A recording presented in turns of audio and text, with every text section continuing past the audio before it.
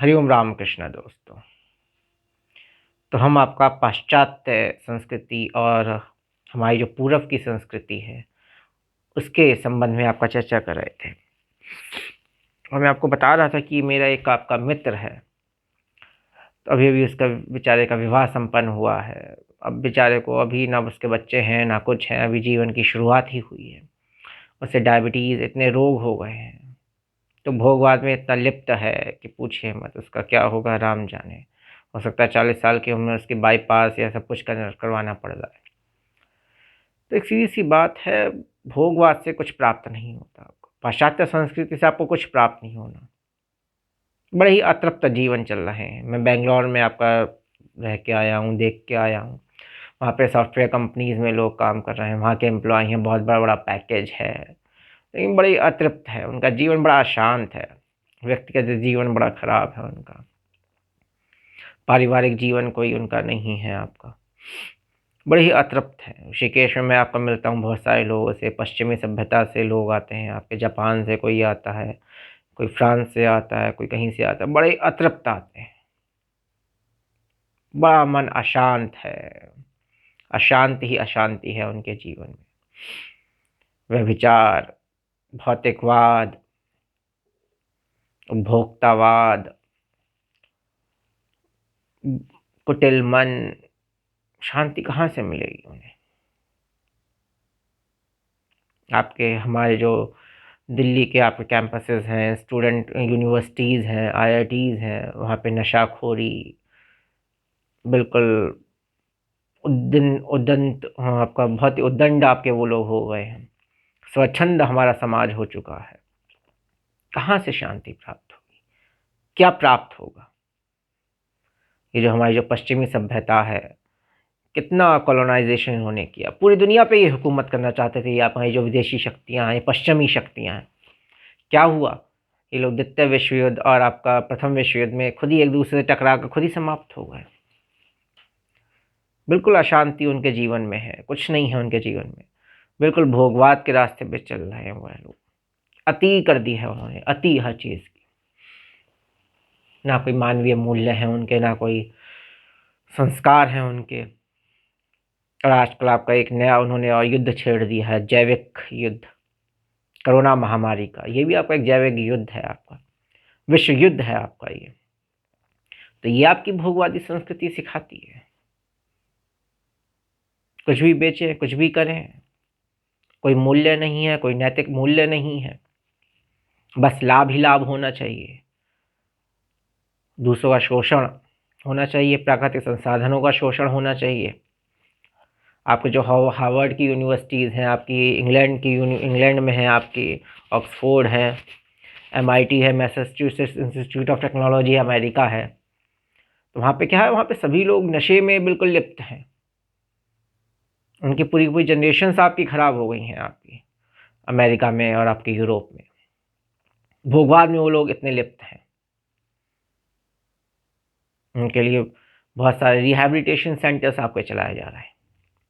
वो तो शुक्र है अमेरिका और यूरोप में आपके यहाँ के जो एशिया की आपकी जो प्रतिभा है वो चली जाती है, वो वहाँ काम करते, वो वहाँ मेहनत करते, तब जाके वहाँ की आपकी अर्थव्यवस्था चल रही है आपकी। नहीं तो वो लोग तो बर्बाद हैं आपकी। वहाँ की जो लोकल जनरेशन है वह पूरी तरह वहाँ की बर्बाद है आपकी। लोकल आपकी जो आपका यूथ है वो बिल्कुल आपका बर्बाद है आपका, नशे की गिरफ्त में है वो बहुत बुरी जगह। फ्री कल्चर वहाँ पे हो गया। आपने गाड़ी देखी है कभी, अगर उसमें स्पीड आप तेज़ करते जाएंगे, कि तेज़ करते जाएंगे, एक्सीलरेट उसे करते जाएंगे, लेकिन उसे आप ब्रेक देना नहीं जानते, तो क्या होगा, एक्सीडेंट ही होगा। आप अकारण काल के उसमें समा ही जाएंगे आप। तो आज के ज़माने में यही चीज़ हो रही है। लोगों ने गाड़ियों को क्या किया, एक्सीलरेटर तो दे दिया, लेकिन उन्हें ये नहीं मालूम कि ब्रेक कब मारने हैं। तो यही आपकी पाश्चात्य संस्कृति आपको सिखाती है कि आप क्या करें, एक्सीलरेट एक्सीलरेट एक्सीलरेट, पूरी तरह आपको रास्तिक बना देते हैं। बैलेंस उसे करना आता नहीं है, तो क्या होगा, धड़ाम एक्सीडेंट होगा। तो राजसिक के साथ साथ आपको उसे कंट्रोल करना भी आना चाहिए। कंट्रोल आपको कौन करेगा? सात्विक करेगा, तामसिक नहीं करेगा। तामसिक प्रवृत्तियाँ उनको नियंत्रित नहीं करेंगी, जो आपकी राजसिक प्रवृत्तियाँ हैं उसको बैलेंस आपका सात्विक प्रवृत्तियाँ ही कर लेंगी। आजकल क्या हो रहा है, लोग मद्यपान पे जाते हैं, फिर आपका इंटरनेट आपका एडिक्शन हो गया, मोबाइल एडिक्शन हो गया, टीवी एडिक्शन हो गया, फास्ट फूड एडिक्शन हो गया। लोग खाते इतना कि पूछे मत, फास्ट फूड वो भी ख़राब खाना आपका खाते हैं, घर पे तो बनता नहीं आज के ज़माने में, तो लोग बाहरी खाना पसंद करते हैं, एक फैशन सा आपका बन गया है। तो सारी आपकी हम जो भी कॉपी कर रहे हैं वो आपकी पाश्चात्य संस्कृति या सभ्यता को हम कॉपी करना चाह रहे हैं। फ्लिपकार्ट हो गए, ये अमेज़न हो गया, फेसबुक है, व्हाट्सएप है, ये सब क्या है? पाश्चात्य संस्कृति की देन है। जो आपका एक समय द्वितीय विश्व युद्ध के बाद यूरोप की जो सामाजिक स्थिति थी, लोगों का एक दूसरे से परस्पर विश्वास करना ही नहीं चाहते थे, उनका विश्वास बिल्कुल बुरी तरह टूट गया था। इतनी वहाँ आपकी खून खराबा हुआ था, इतने सामाजिक पूरा भिन्न बिल्कुल आपका टूट गया था सामाजिक भाईचारा वहाँ। तो लोगों ने क्या किया, एक दूसरे से बहुत ही दूरियाँ अपनी बढ़ा ली। लोग एक दूसरे से मिलना जुलना पसंद नहीं करते थे, सिर्फ काम से काम रखना, एकाकीपन उनके जीवन में आ गया था बिल्कुल। तो ये आपका क्या था?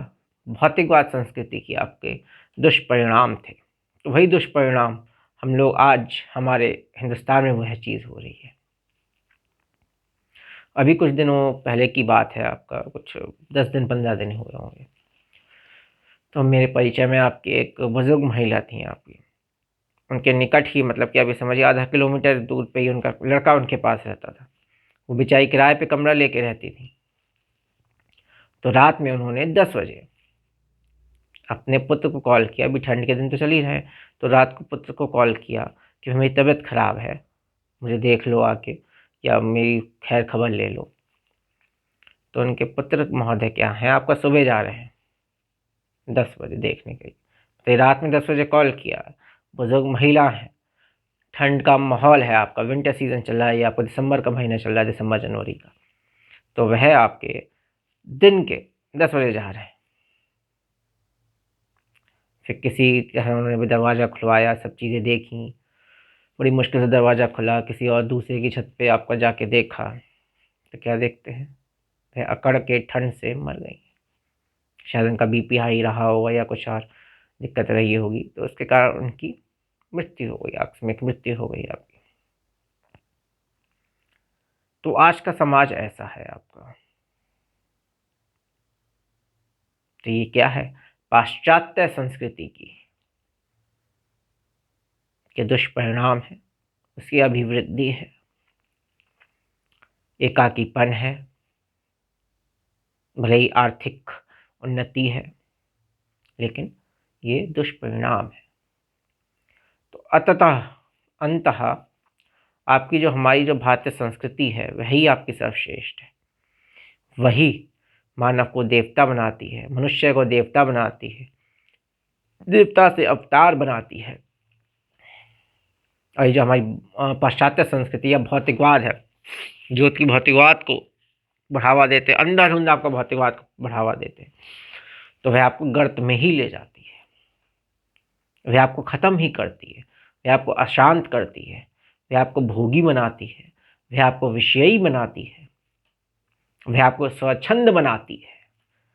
ये जो नया आपका हमारे देश में चल रहा है, फ्रीडम फ्रीडम फ्रीडम, तो जो फ्रीडम नाम की चीज़ है, इसने पूरी पूरी सामाजिक व्यवस्था, पारिवारिक व्यवस्था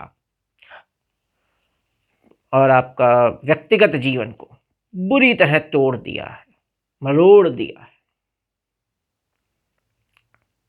भौतिकवाद के चरम पर हम लोग पहुंचते जा रहे हैं। तो इससे हमें कौन बचाएगा? इससे हमें अध्यात्म का रास्ता ही हमें बचा सकता है। राजनीति भी आपको नहीं बचा सकती। राजनीति सिर्फ आपके अधिकारों का संरक्षण कर सकती है, भौतिकवाद सिर्फ आपकी लिप्सा को पूरी कर सकता है, आपको शांति प्रदान नहीं कर सकता, आपको सुख प्रदान नहीं कर सकता।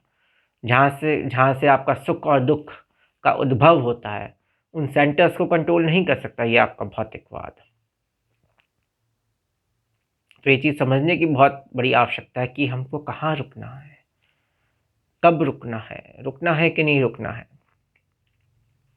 नहीं तो ये अविश्वास का वातावरण जो है, भौतिकवाद का वातावरण जो है, पाश्चात्य संस्कृति का वातावरण है, ये बड़ा ही अनर्थकारी है, बड़ा ही दुष्ट है। यह आपको धीरे धीरे खोखला कर देगा, यह आपको धीरे धीरे खत्म कर देगा। तो समझिए, सोचिए। स्वामी जी ने भी पाश्चात्य संस्कृति को छोड़ के ठाकुर जी की शब शरण ली थी, भारतीय अध्यात्म की शरण ली थी, तभी उन्हें मुक्ति प्राप्त हुई थी, उन्हें अपने जीवन का लक्ष्य प्राप्त हुआ था, तभी वह नरेंद्र से स्वामी विवेकानंद बन पाए थे।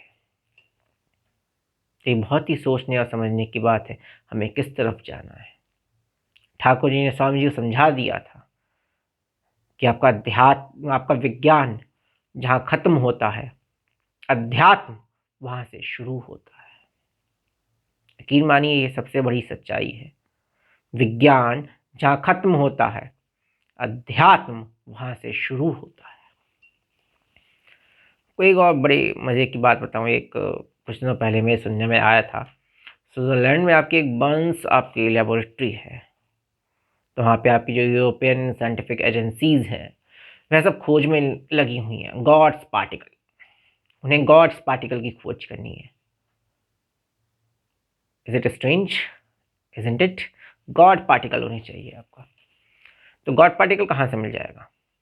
उसके लिए उन्होंने क्या किया है, ड्रिलिंग करी हुई है आपकी अर्थ में, डीप अर्थ में, क्रस्ट, अर्थ के जो आपका कोर सेंटर होता है, क्रस्ट, तो वहाँ तक उन्होंने ड्रिलिंग की हुई है। हाई प्रेशर, हाई टेम्परेचर पे वो आपका वहाँ पे रिसर्च कर रहे हैं। जो हमारी साइंटिफिक इक्विपमेंट्स हैं, उन सब की वह इस्तेमाल उन सबको कर रहे हैं, और गॉड्स पार्टिकल की खोज में लगे हुए। ईश्वरीय तत्व, भाई ईश्वरीय तत्व आपको इन वैज्ञानिक इक्विपमेंट से थोड़ी मिलेगा। या बैलून मठ आइए, स्वामी जी ठाकुर जी की शरण लीजिए, सब कुछ प्राप्त हो जाएगा। यहाँ पे बैठे आप ब्रह्मांड के दर्शन करा सकते हैं। राजयोगी तो आपको साक्षात कहीं से कहीं ले जाए। तो विज्ञान की अपनी एक सीमाएं हैं, विज्ञान की भी अपनी वो है सीमाएं, उससे आगे वह काम नहीं कर सकता। विज्ञान की ज़रूरत है, लेकिन कहाँ तक ज़रूरत है और कहाँ तक हमें उसका उपयोग करना है, इसकी भी हमें सोचने की बहुत ही ज़रूरत है। तो इसलिए स्वामी जी ने कहा है, लेकिन हम उसे नकारना भी नहीं है पाश्चात्य संस्कृति में। इसलिए तो स्वामी जी ने कहा है, the best of the east, the best of the west. हमें ईस्ट का भी बेस्ट चाहिए और वेस्ट का भी बेस्ट चाहिए, तभी ये हमारी जो दुनिया है वह अच्छे से चल पाएगी। नहीं तो यही लोग आपस में लड़ते रहेंगे, मरते रहेंगे, बढ़ते रहेंगे। लेकिन हमको ऐसा नहीं चाहिए। We want the best of the east with that of the west. तो हमको ये चीज़ समझने की ज़रूरत है। तो हमको अगर आपको सुख चाहिए, शांति चाहिए, आध्यात्मिक उन्नति चाहिए और बैलेंस चाहिए, तो आपको भारतीय संस्कृति की शरणागति लेनी ही होगी। इसके अलावा कोई ऑप्शन नहीं है।